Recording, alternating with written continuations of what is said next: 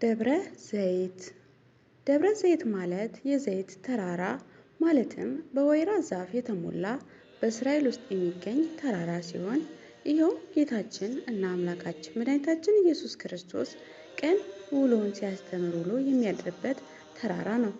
ደብረ ዘይት ተራራ ጌታችን ለሐዋርያት ነገረ ምጽአቱን ያስተማረበት ታላቅ ቦታ ነው።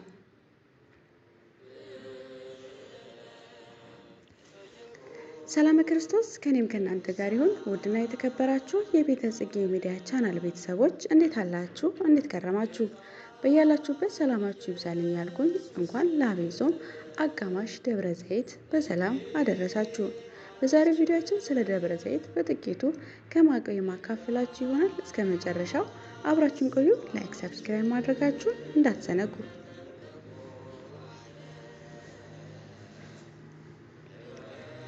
የዐቢይ ጾም አምስተኛ ሳምንት ደብረ ዘይት ይባላል። ይህ ሳምንት በቤተ ክርስቲያን አስተምህሮ የጾሙ እኩሌታ አጋማሽ ተደርጎ የሚቆጠር ሲሆን ትኩረቱም በጌታችን መድኃኒታችን ኢየሱስ ክርስቶስ ዳግም ምጽአትና በዓለም ፍጻሜ ላይ ነው። ከዚህ በታች ስለ ደብረ ዘይት በጥቂቱ ስናይ ስያሜው እናያለን። ደብረ ዘይት ማለት ዘይት፣ የዘይት ተራራ፣ የወይራ ዘይት ተራራ ማለት ነው። ይህ ተራራ በኢየሩሳሌም በስተ ምስራቅ የሚገኝ ሲሆን ጌታችን ኢየሱስ ክርስቶስ ለጸሎትና ለማስተማር ዘውትር የሚሄድባት ስፍራ ናት።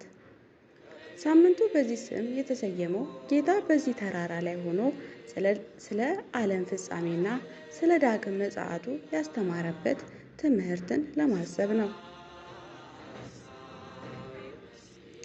የዚህ ሳምንት ዋና መጽሐፍ ቅዱሳዊ ምንጩን ስናይ የማቴዎስ ወንጌል ምዕራፍ 24 ላይ የሚገኘው ትምህርት ነው። ደቀ መዛሙርቱ በደብረ ዘይት ተራራ ላይ ሳሉ የመምጣትህና የዓለም ፍጻሜ መልእክቱ ምንድን ነው ብለው ጠየቁ። ጌታችን የሰጠው ሰፊ ምላሽ የሳምንቱ ማዕከል ነው። የመጽሐቱ ማቴዎስ ምዕራፍ 24 ቁጥር 4 ጀምሮ እስከ 14 ሐሰተኛ ክርስቶሶች መነሳታቸውን፣ ጦርነት፣ ረሃብ፣ ቸነፈር፣ የምድር መንቀጥቀጥ እንደሚሆን አስቀድሞ ነግሮናል። ማቴዎስ ምዕራፍ 24 ቁጥር 14 ላይ ለአሕዛብም ሁሉ ምስክር እንዲሆን ይህ የመንግሥት ወንጌል በዓለም ሁሉ ይሰበካል፣ በዚያን ጊዜም መጨረሻው ይመጣል በማለትም ፍጻሜውን መቃረቡን ገልጿል።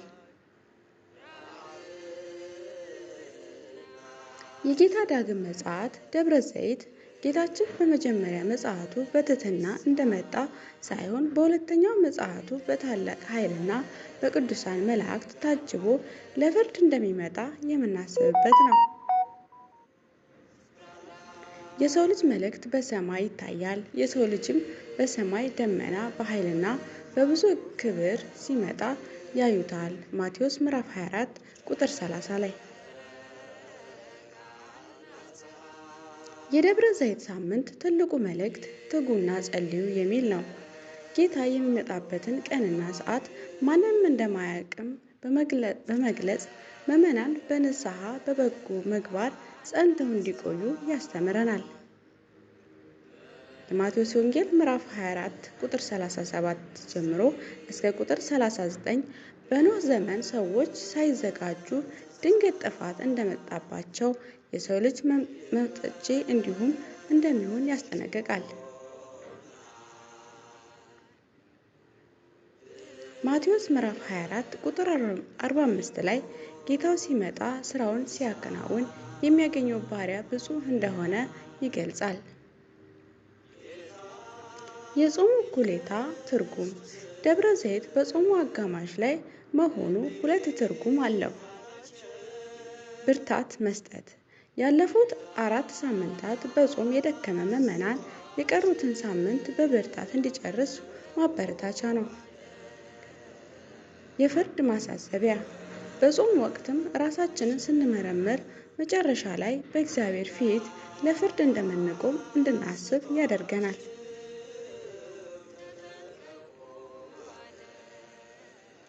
የቤተ ክርስቲያን ሥርዓት በዚህ እሁድ የሚዘመረው የቅዱስ ያሬድ ጾመ ድጓ ደብረ ዘይት ይባላል።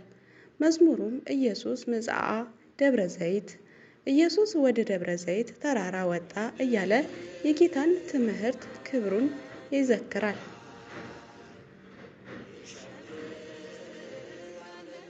ደብረ ዘይት የፍርሃት ሳይሆን የዝግጁነት ሳምንት ነው። ጌታችን ለፍርድ ሲመጣ በቀኙ እንዲያቆመን በጾምና በጸሎት ራሳችንን እንድናዘጋጅ የሚጠራ የእግዚአብሔር ጾም የሚጾምበት ልዩ የጾም ሳምንት ነው።